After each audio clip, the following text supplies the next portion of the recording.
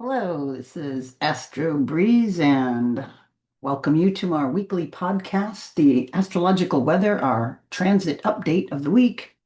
And here I have the transits drawn, basically.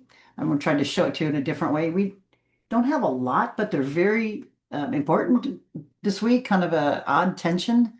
I will just point these out and then we'll go through it.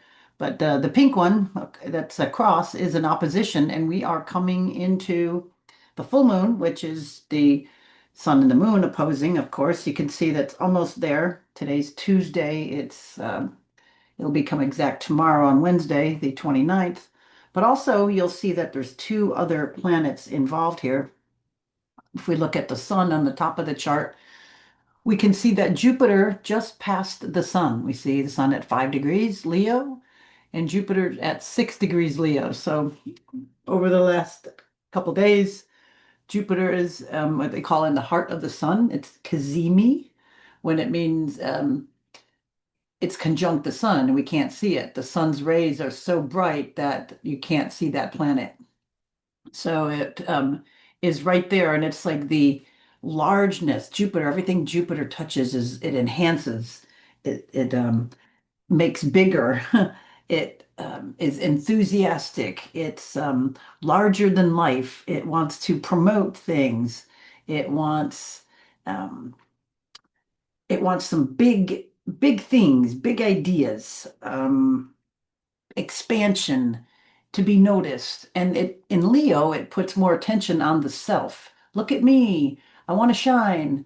This is who I am. This is what I have to share to shine. And it's with the sun. So this is promoting this optimism, this expansion.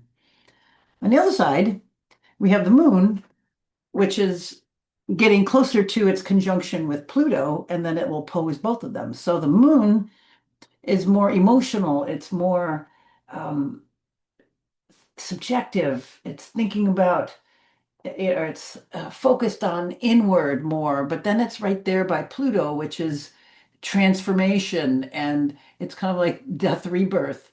Um, and it's in Aquarius. So this is like a maybe being birthed or looked at or born it's like the opposite of the self. It's like others, like looking at others and looking at yourself and seeing how you affect others.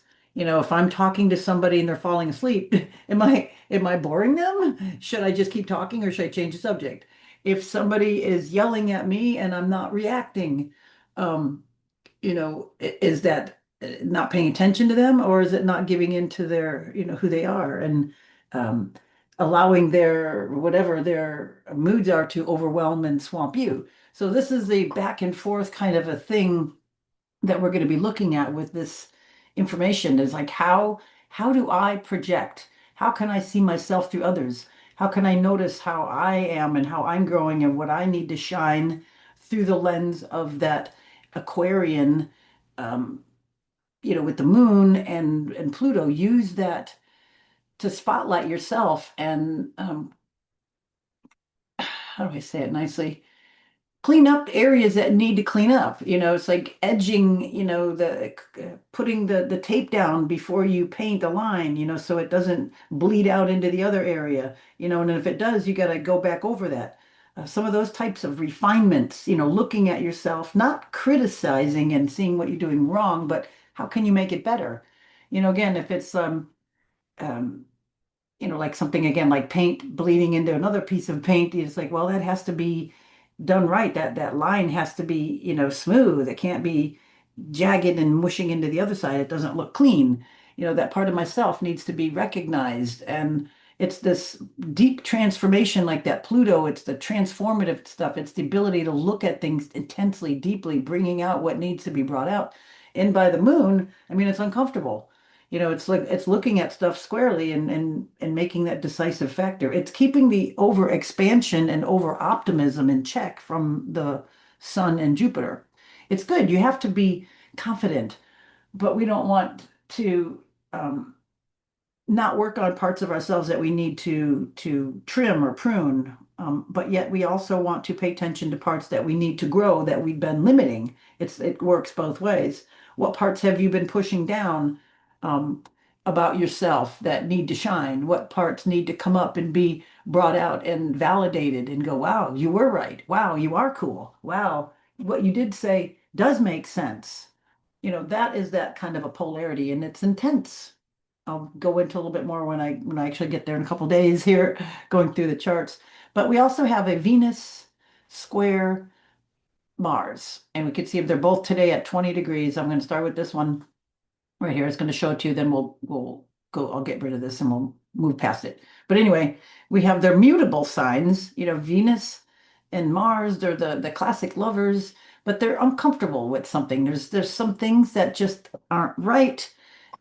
Tension between that what you want and how you're going to get it, basically.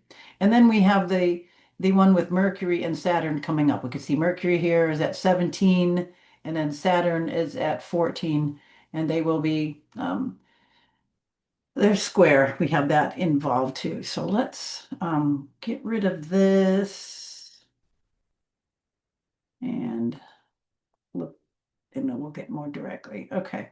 So here we are on Tuesday. We're just coming into this full moon alignment, and it's like the pressure builds. It's like um, it's creating a powerful tension between expansion and control. Okay, going into this, let's go look at the sun and we're coming into this full moon, and we have the sun getting, it's right there with Jupiter, and then we have the moon getting closer to Pluto. So we have, but Jupiter is also opposing Pluto. Okay, so this is creating this tension between um, visibility and consequence, personal desires, but yet collective pressure. It's like we're on the verge of World War III. Gas prices could be almost exploding. We have this like personal desire, but yet we have a collective pressure. It's like, ooh, a vacation to some exotic place may not be a good idea right now. So this is some of the ideas and the things that we're going to have to be dealing with as we come into this full moon. The pressure is building. So the moon today is still in late Capricorn, but it's moving toward the full moon configuration. So the emotional tone, the moon in Capricorn may feel a little serious, a little contained, preoccupied with responsibility, maybe a sense that something is gathering under the surface. I mean, in the United States, we're trying to install the draft that is coming back in. And all those issues are coming up. Um, this is also the tightest part of the Venus-Mars square. So we have them in mutable signs, Venus and Virgo, Mars and Gemini. And it like makes friction challenge. That's a square, friction and challenge between really what we want to do, Venus, and that's what we want to perfect. So in relationships, which is a lot of Venus thing, or money, money matters, it can show up as irritability, criticism, mixed signals, things in different paces, somebody doing, faster or different than you. And then Mercury's, squaring over Saturn, it gives us a more sober mental tone. I think it kind of maybe make some serious, it's a day for maybe putting in some serious plans. And again, back to it might be coming into serious plans about yourself in relation to the world at large that we're moving into. So conversations may require, or you might confront somebody on something because we have a square there. It may require maturity, boundaries. It could be about boundaries, it could be about patience. So it's a good day to prepare, edit, clarify, rather than trying to force any major emotional conclusion. Um, Tomorrow, we can see it's like right there, and I want to go the hours. Look at, it should be at 5, I believe, or 4. Moon. Okay, you can see here, 7 in the morning, we have the moon conjuncting over Pluto first, and then it will oppose the sun, which will be there it is, the exact full moon. So I've got it around 10 in the morning East Coast time. So we see the moon at 6 degrees and the sun at 6 degrees, and Jupiter, sun right over Jupiter, 6 degrees. Did I say it passed it? I think I was looking ahead. Yeah, so Sun is now in the heart of Jupiter. Jupiter's in the heart of the Sun. We're at this cazimi. It was getting close, tightening the screws, getting closer, closer. And then as it went forward, here we go. Do, do. So we got it going on. Let's see, we're at, there we go. Oh, what am I doing? I'm back on the hours. Okay, I think I had it about perfect. I was trying to move the, I guess we can see it good there. Okay, so there's our 6 degrees, 6 degrees opposing this. Um, Interesting alignment. Let me talk a few more things about this. So we have, this is, I guess I would say it's the symbolic centerpiece of the week, of course, on a Wednesday. Yay. Um, it's like strong confrontation between, again, your personal identity and collective expectations. Leo's kind of like, what do I want to do? What do I want to create, express, lead? It's the look at me part. And then Pluto's like, oh, hold on. What needs to change in the larger system? What about what part of my identity has been built around approval or control or just belonging? So Pluto being there is like with the full moon, it can expose emotional material that's been building much longer than this week. It could things can be coming up from the surface, building, bubbling up.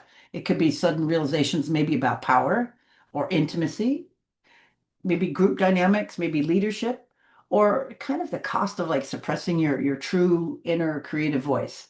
I mean, sometimes we have to compromise in different situations, but are we compromising and taking a backseat too much? Repressing the true creative voice. So Sun Jupiter can be like inspiring, confidence building. It can also exaggerate. So it's another thing. Some things could be like expressing over the top about something or going bloviating.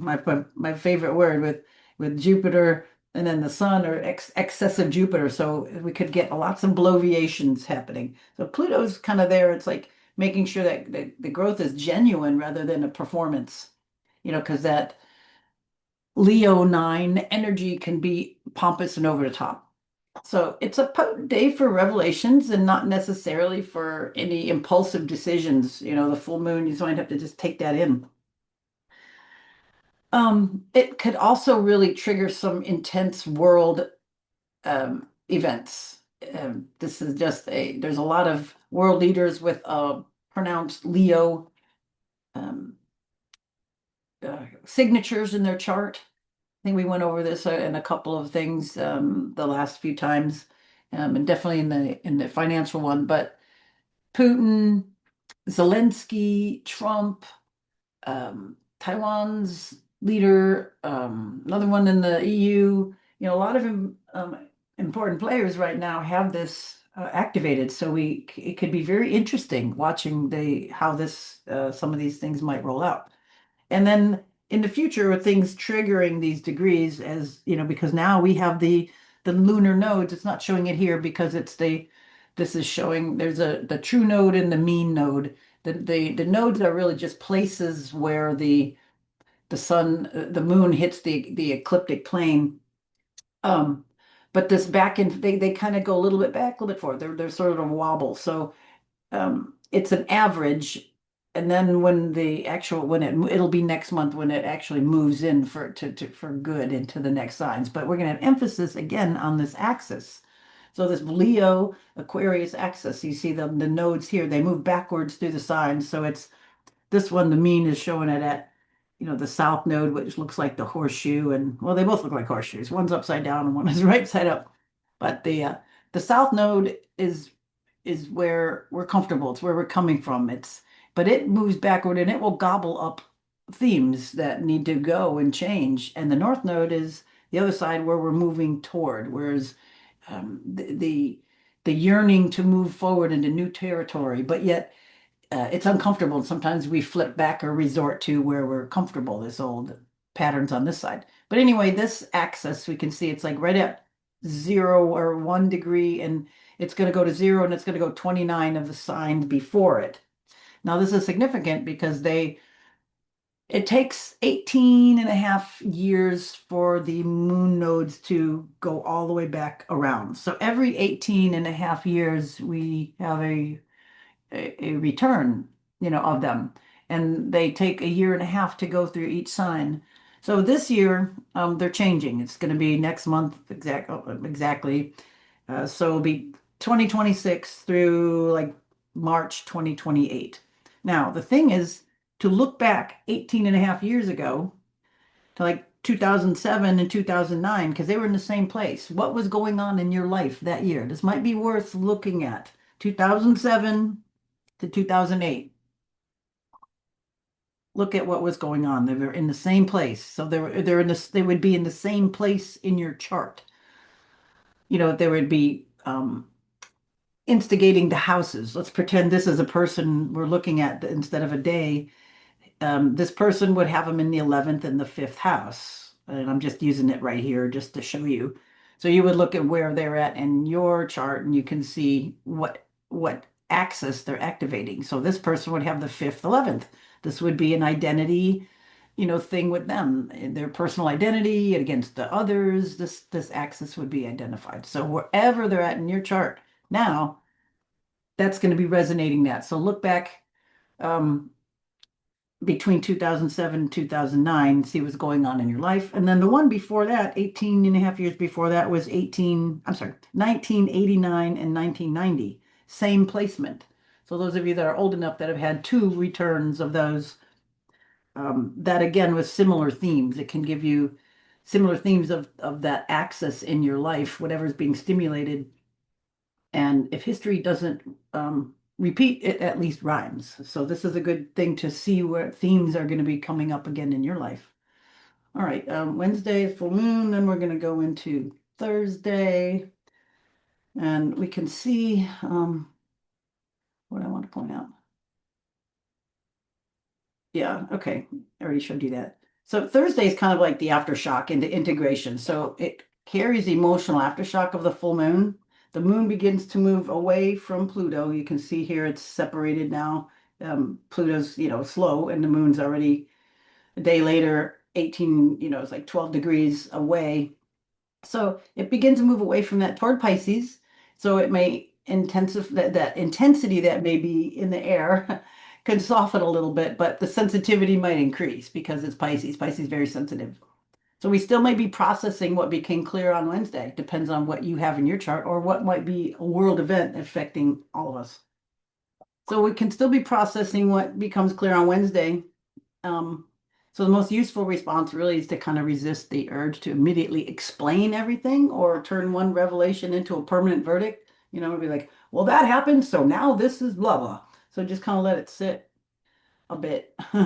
So the supportive side of the configuration is important. The Leo planets are working harmoniously with the Neptune. Like here, these planets here are working in the trine over to, we'll use that. Um, I like to do so you can at least see it. So we have these Leo planets over in a trine over here to these Aries planets because they're fire, right? Fire and fire. So this is a trine between the two. So if we counted the signs, they'd be 120 degrees apart. So trine is nice.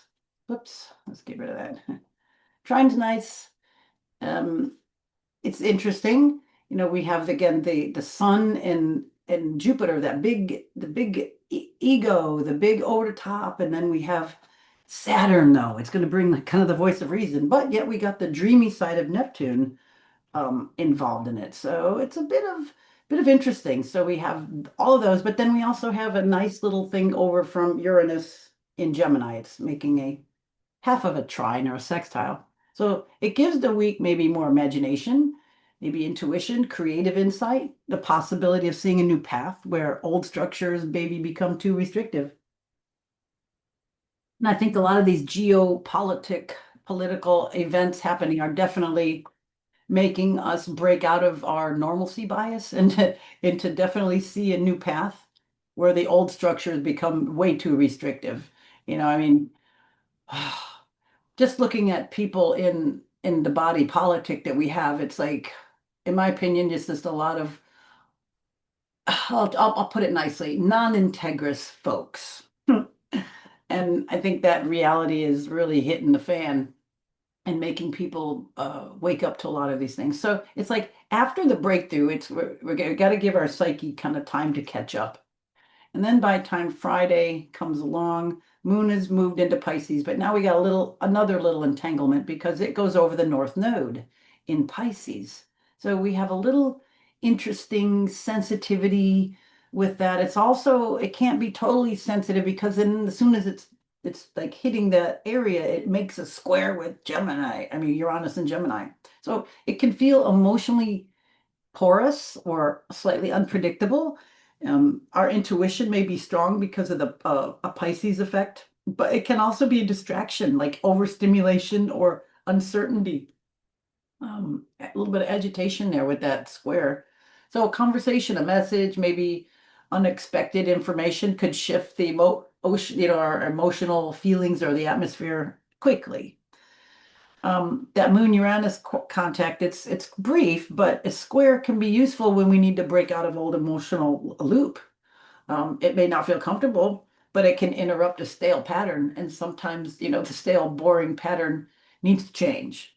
Um, the lunar emphasis could be a bit of a choice, like some a choice or a realization that has significance beyond the immediate moment. But we also have that Venus-Mars square still active, but it's beginning to ease. We can see the degrees are a little less. It's now 23 and 22, and Venus is starting to, gain some speed and get away from that. So it's a bit of like relational tension. Tension may now be less about overt conflict and more about feeling misunderstood or out of sync. It could be just a little bit of still working through some of that stuff. And I guess the takeaway is like maybe not every disruption's a problem, but some disruptions are invitations to wake up. Yeah, and then Saturday, moon halfway through, it's kind of off of the nodes. Um, and I think it kind of a new direction starts because we're getting off of some of that tension. The emotional tone, it's in Pisces, so it kind of goes through that, has to feel what it is before it can move forward. You got to feel a little bit of what is going on to then maybe get the new motivation going forward. So the moon begins moving out of that reflective, absorptive feeling, of the last few days toward, moved on. Let's see what time we're here in the morning. Let's just go a few hours. So Saturday, as the moon, there we go, as the moon is moving on as we go through the afternoon in the night. So here it is like 5, 6 in the afternoon, East Coast time. We're getting late in the degrees. So then through the night, here's 10 o'clock. It's at 20 degrees. Move it on. And then into the next day when it moves into Aries on Sunday. Yeah, we're already at 11 a.m. Let's see, late in the day. Later. There we go. About 5 in the afternoon, the moon is now moved into Aries. And then it will go over Neptune and then Saturn next. Um, but it's definitely going to shift the tone. So it's going to be it's going to be maybe more, how would I say? Well, it's a few things. If it moves out of that reflectiveness, it's going to be, going to Saturn first. So you desire to act as returning, but it may not be totally clear. It's like we can get some energy moving. Aries is energy, direction, moving forward, inspiration. But I think hitting up with Saturn first, it's going to be a little bit like discipline and reality. It's like, well, what do you want to do with that energy? It's like, well, I want to be a rock star, or whatever. So then when it gets closer to Neptune, it's be like, well, what do you want to wear? How do you want to look? What do you want to play? You want to sing? Do you need a band? I don't know.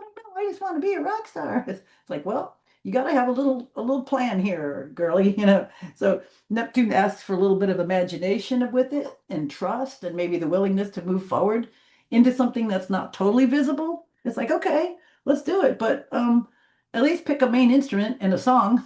We'll get going. So it's kind of a good day to take a practical step toward a larger vision.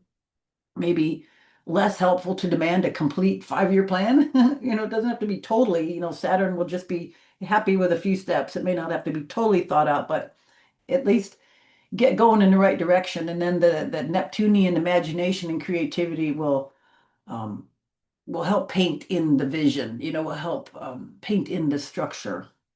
And then Sunday, whoop, I already changed it. Sunday, basically, the moon, I'm sorry, the sun continues to move through Aries. We'll get a little bit more momentum, a little bit stronger need to act. And then the moon moving toward the Saturn and Neptune. So action might come again with a little mixed feeling. You might be ready to feel like you're ready to make a decision, but still a little unsure whether you're, responding to intuition or fear, urgency, or clarity. So it's kind of a day to pause and say, what actually am I committing to? So it's like, I want to be a rock star. Okay. What do you want to play? What do you want to sing? Somewhere over the rainbow. Okay. And I want to play bass with it. All right, good. Now we got some ideas. So what am I committing to? The larger Sun, Jupiter, Pluto now is beginning to separate. So we have our Sun and Jupiter, they're apart now, they're 3 degrees apart, and the Pluto's out of the way. So we have this energy now busted up, which is kind of good, getting rid of that a little bit. But as the pattern separates, Jupiter still remains in opposition to Pluto. So questions around power and ambition and recognition and excess still remain relevant, remain right there. And there may be pressure to prove something. So the wiser move is kind of to build something that doesn't require constant proof. So we have to move forward, but not confuse urgency with destiny. And then coming into Monday, before we meet again, it offers a more integrated tone. It's going to be an interesting, emotionally accepting week. So the sun is a nice supportive relationship with the moon. We have that trine with the moon still in Aries and the sun in Leo. Very nice. Gives us lots of ideas. Um, so it's a bit of a construction. It's a day of a constructive blend of emotional coherence, imagination, and responsibility. How about all that? All of those. We got all that mix of the Saturn. I mean the Aries planets and the Leo planets. So intensity of the full moon has had several days to settle. What was initially shocking or emotionally charged may now be easier to understand and practical ideas, right? So it's a strong day for turning insight into a plan, maybe setting boundaries, defining a goal, or maybe giving form to something creative that you've been, thinking about. And then the Sun Jupiter conjunction is wider, but the influence is still present. So it may be anything that's been blown up out of proportion or bloviated might settle down, and you still get the expansiveness, but without being the over the top about it. So you can get the inspiration part, and then the real test is like, well, will it stick? Anything else I wanted to tell you about? We still have those outer planets are still going to be making, the trines and sextiles for a while. And this outer planet energies is still the background for technology, technological change, spiritual reorientation, breakdown of outdated collective things. This is still in place for sure. And I guess the last thing I wanted to mention about this full moon again, kind of sum it up is it's a week of like amplified visibility and deep emotional truth. This Leo Aquarius axis, the full moon here asks us to maybe balance courage, Leo, the ability to express ourselves with the humility to recognize what needs to change around us. I think that's what the moon, the sensitivity of the moon, and then the intensity of Pluto, and the Athenian overlording, the look from above of Aquarius kind of, will give us this big divine look at this back and forthness, of our expansing and then fitting in, and not really contracting, but fitting in. Like what I have to say, how do I make it important and fit into the flow and the plan of things? So Pluto kind of reveals the cost of staying the same. Jupiter expands possibilities. Um, Uranus, Neptune, and Pluto together suggest maybe we're not just simply moving through temporary a mood because they're locked in that position for a bit, but we're adapting to maybe a larger way that we live, we connect, create, and organize our future. That the outer planets still are there. So yeah, not it's intense, but in a different way, as we've been moving through things. And we can just really expect some huge, I think, financial ups and downs, reversals. It's coming.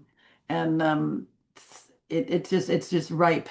So we will meet again next week. Be safe. Have some good insights, grow yourself. We're all important. We all need to be here to make some positive changes with this planet at this time.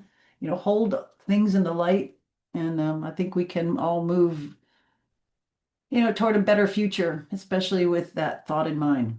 All right. Thank you all for being here. More to follow. See you all next week. Bye for now.